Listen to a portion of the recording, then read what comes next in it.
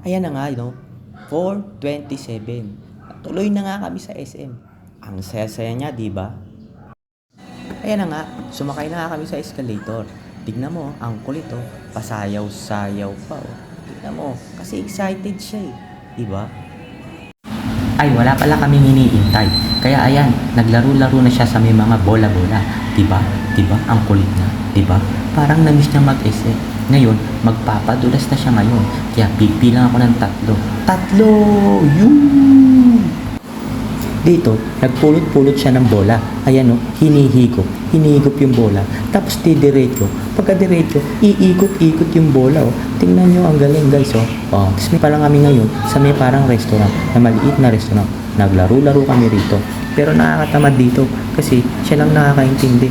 Kaya siya lang naglaro-laro. Tapos, nandito pala kami sa kulong-kulungan. Ayan o, kulong-kulungan.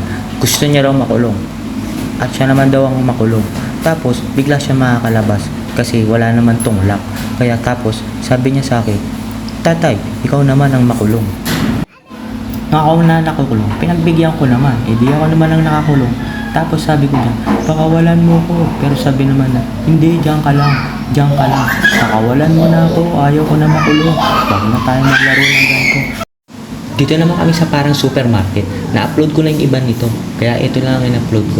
Tingnan mo, ang ganda ng paglaruan dito eh. Ang ganda rin ng mga laruan dito. Kaya akala mo, hindi maganda. Kasi hindi mo pa napupuntahan. Diba? Kaya maganda. Diba? Napagod na nga kami. Kaya naglaro-laro siya ng ganyang bubuuan. Yung bubuuan na yan, medyo mahirap yan. Pero hindi siya nahirapan. Pero mahirap yan. Tapos ako rito, nag-iisip na ako ano ba pwedeng gawin. Kasi wala akong maisip eh. Dahil nakatingin lang ako sa kanya. Ano ba pwede gawin? Tapos dito, naglakad-lakad siya. Di sinundan ko naman kung ano-ano ang inakalikot niya. Sinaturo niya, ayun ba maganda? Ayaw ko. Ayaw ko nga ang abot eh. Tapos naglakad siya rito. Kaya lang, papalayo. Nagsiso pala kami. Nung nagsiso kami, sabi niya, wala pala siyang sinabi.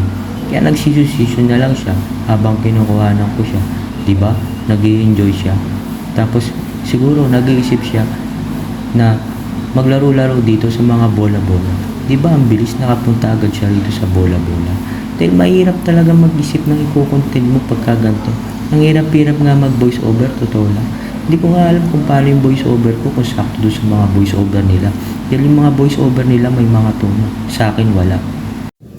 So dito na nga no, nagkain-kain na siya. Nagkain-kain na kami. Minsan, hindi niya maisip kung ano yung kinakain niya. Pero alam nyo, nag-aabang siya, nakantahan siya na birthday niya. Kaya lang, wala naman ako magawa.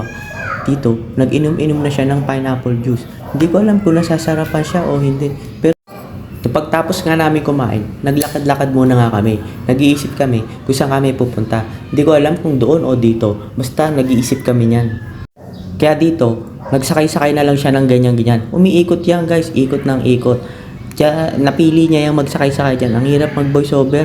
Lalo na yung iba may mga magagandang voice over. Ako hindi. Kaya dito ko natatapusin ang video na to. Salamat sa 3 minuto o kulang-kulang 4 na minuto ng buhay nyo sa panonood ng video na to. Salamat ng marami. Bye.